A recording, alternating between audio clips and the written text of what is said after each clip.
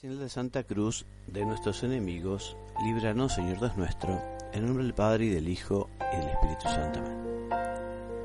Señor mío, Dios mío, creo firmemente que estás aquí, que me ves, que me oyes.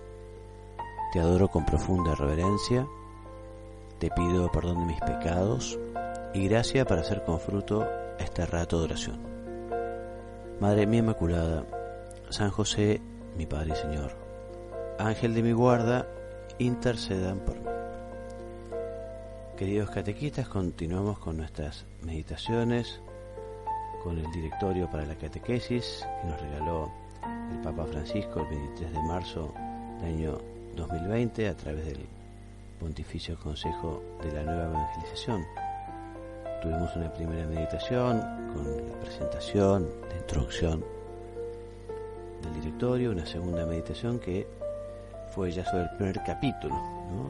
Un primer capítulo que trata 4 grandes temas. Comienza con la revelación, luego la fe, habla sobre la iglesia y la evangelización, cómo es el proceso de evangelización, que es a partir de donde vamos a comenzar la meditación de hoy, donde dejamos la última vez. Y el último punto es la nueva evangelización y cómo es la evangelización en el mundo actual.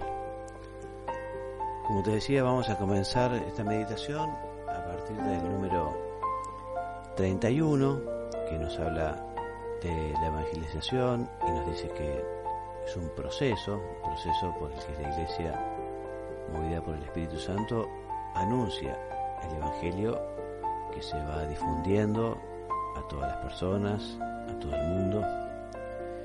Y en este proceso la Iglesia está impulsada por la caridad y se quiere acercar a todos para llevar este mensaje del Evangelio, este mensaje de alegría, de felicidad, este mensaje de Cristo, dialogando, compartiendo, dando testimonio de la vida de los cristianos.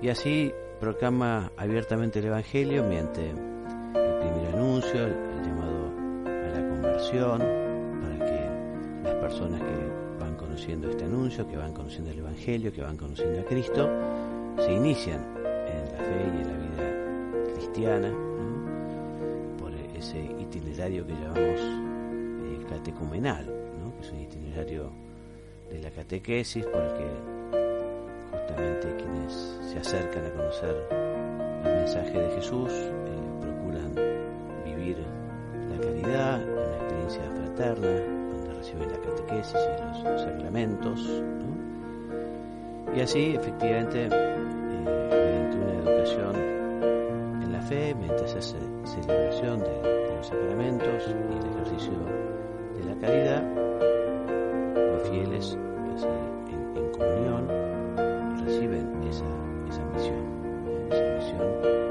que bueno, todos hemos recibido de Cristo. Jesucristo, antes de ascender a los cielos, lo recoge San Mateo en su capítulo 28, nos dice: bueno, vayan y lleven el Evangelio y bauticen a todos. Bueno, esta misión la tenemos todos los bautizados, ¿no? De llevar el Evangelio.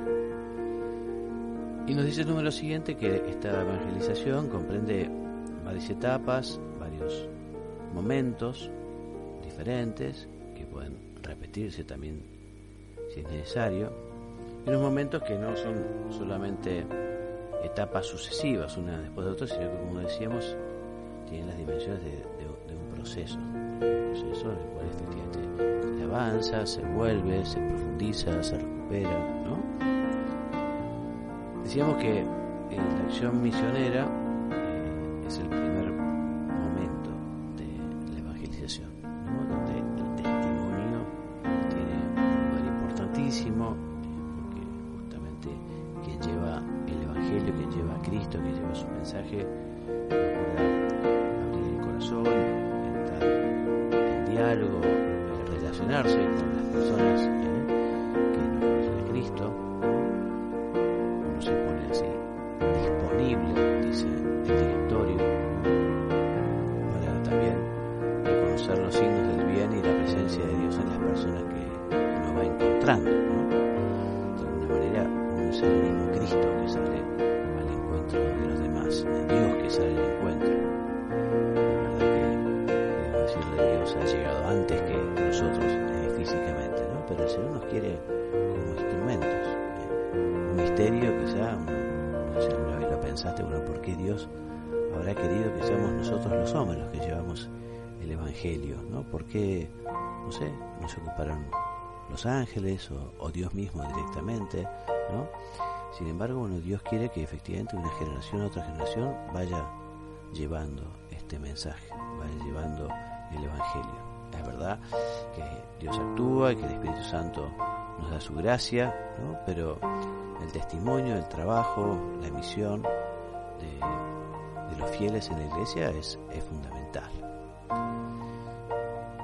El directorio habla como de un segundo momento. El primero es el testimonio, decíamos. La segunda es esa disposición de la persona hacia la fe, hacia esa conversión inicial que tiene como objetivo despertar el interés por el Evangelio, ¿no? A través de ese primer anuncio, ¿no?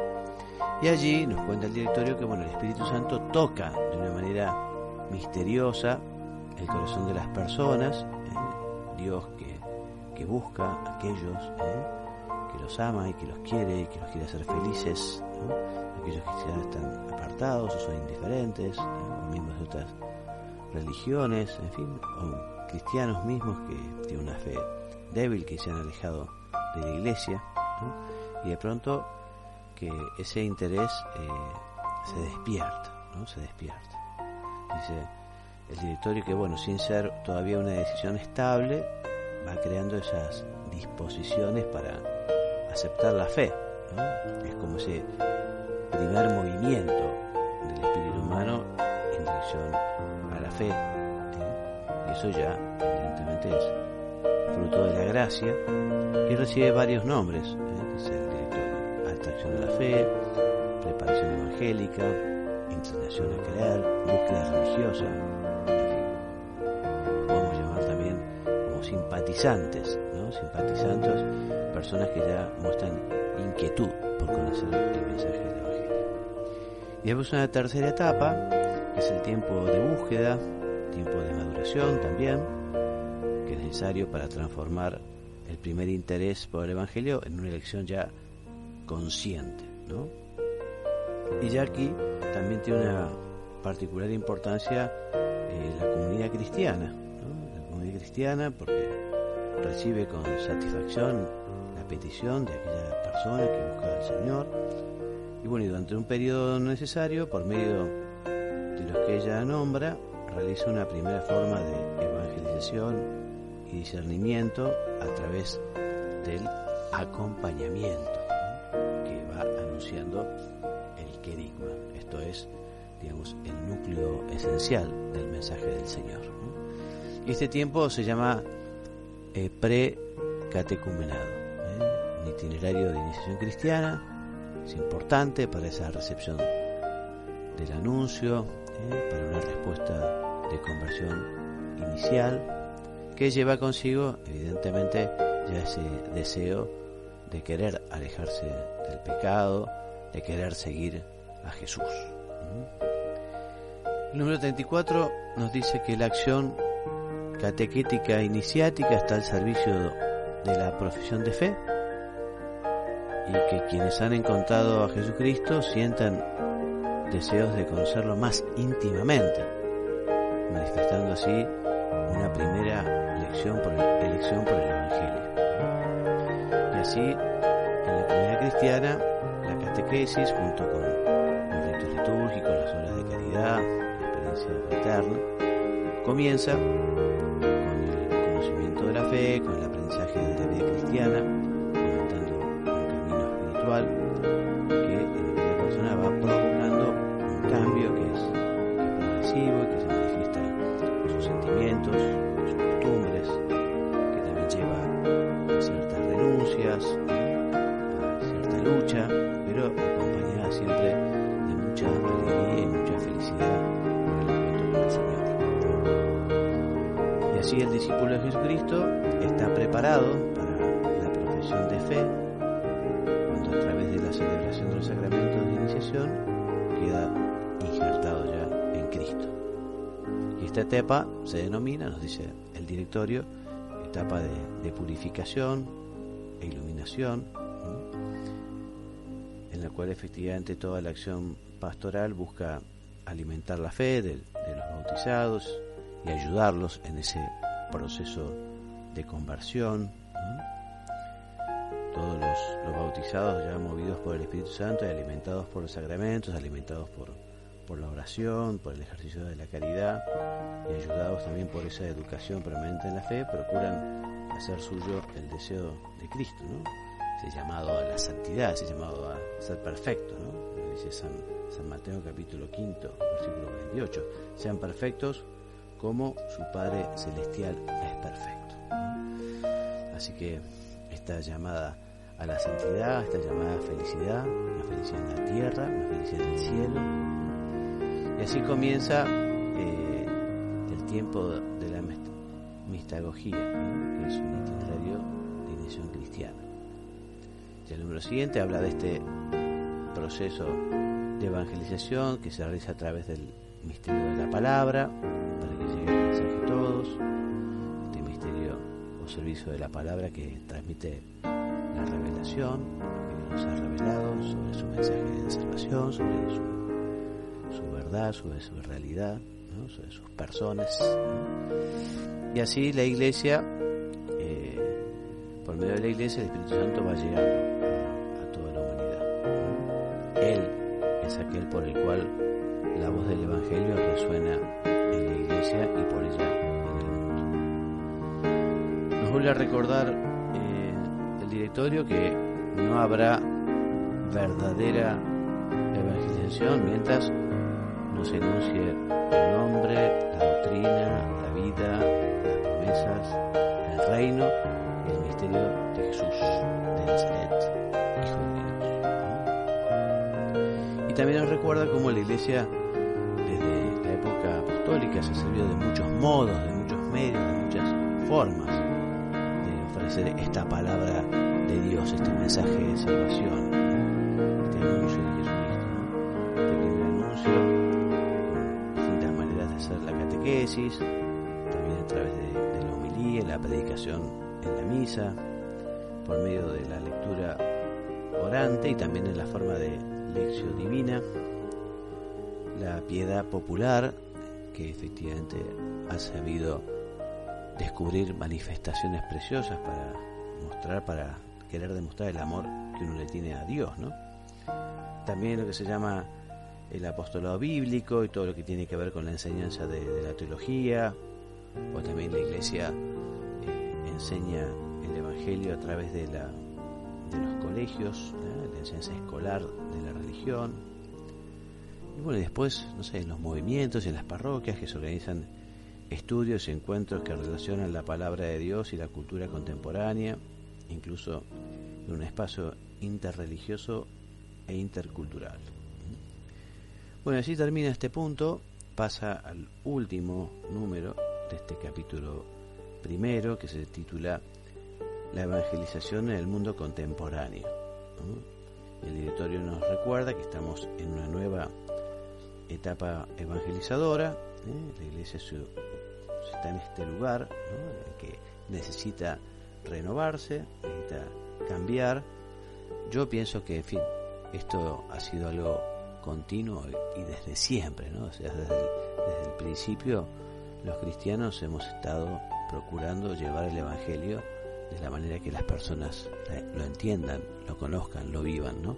Y bueno, como va cambiando la cultura, como van cambiando las maneras de decir las cosas, de explicar las cosas, bueno, también uno se va adaptando para que puedan entender el mensaje que es de siempre, pero de una manera que sea comprensible para los demás, ¿no? Bien, entonces nos dice aquí que también será el Espíritu Santo el que sigue despertando en las personas esa sed de Dios, ¿no? Y también quien despierta en la Iglesia ese nuevo fervor que nos ayudará a descubrir nuevos métodos, nuevas expresiones para anunciar la buena nueva del Señor, ¿no? El Espíritu Santo así, como es el alma de esta Iglesia nuestra evangelizadora, nos llevará. Él nos guía, nos ilumina, nos impulsa. Tenemos que saber escucharlo, tenemos que saber ser dóciles. El Espíritu Santo sabe bien lo que hace falta en cada época y en cada momento.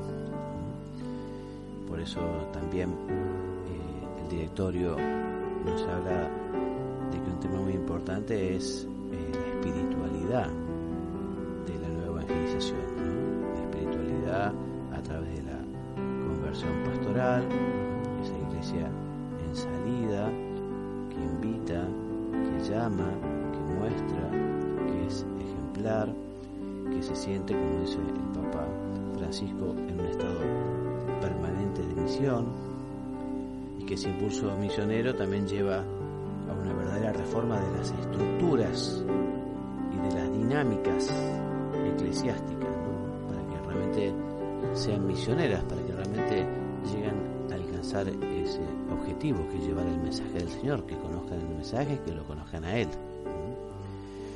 Nos vuelve a recordar el directorio que cada bautizado tenemos esa tarea de ser discípulos misioneros, y que todos los bautizados somos sujetos activos de esta misión eclesial. A partir del número 41 el directorio nos dice que esta nueva etapa de evangelización tiene fundamentalmente tres ámbitos de acción, ¿no? Tres ámbitos. Por un lado, la pastoral ordinaria, es la pastoral que se realiza en comunidades cristianas con estructuras eclesiásticas sólidas, ¿no? Tienen un gran fervor de fe, de vida, irradian el testimonio del Evangelio en su ambiente, sienten el compromiso de la misión universal, ¿no? Bueno, también incluye el ámbito, digamos, de los fieles que conservan la fe, la viven de manera intensa, de manera sincera. Bueno, y esta pastoral entonces, este primer ámbito, esta pastoral se orienta al crecimiento de los creyentes de manera que respondan cada vez mejor en toda su vida al amor de Dios. Un segundo lugar es el ámbito de las personas bautizadas que no viven las exigencias del bautismo, no tienen una pertenencia cordial a la iglesia y ya no experimentan el consuelo de la fe, nos dice el directorio. Y en este grupo hay muchos que han concluido el itinerario de iniciación cristiana y ya han participado en la catequesis, en la educación religiosa de la escuela, y la iglesia entonces intenta utilizar métodos nuevos, usando nuevos lenguajes apropiados a esas culturas del mundo, poniendo la verdad de Cristo en una actitud de diálogo, en una actitud de amistad. Y por último, un tercer ámbito, un tercer lugar, que son ya quienes no conocen a Jesús, ¿no? Y también aquellos que siempre lo han rechazado. Bueno, todos tienen derecho a recibir el Evangelio y los cristianos tenemos el deber de anunciarlo, no como quien impone una nueva obligación, sino como quien comparte una alegría. Por eso la iglesia lleva el mensaje no por proselitismo, sino por atracción, por el ejemplo de sus fieles, por el ejemplo de sus miembros.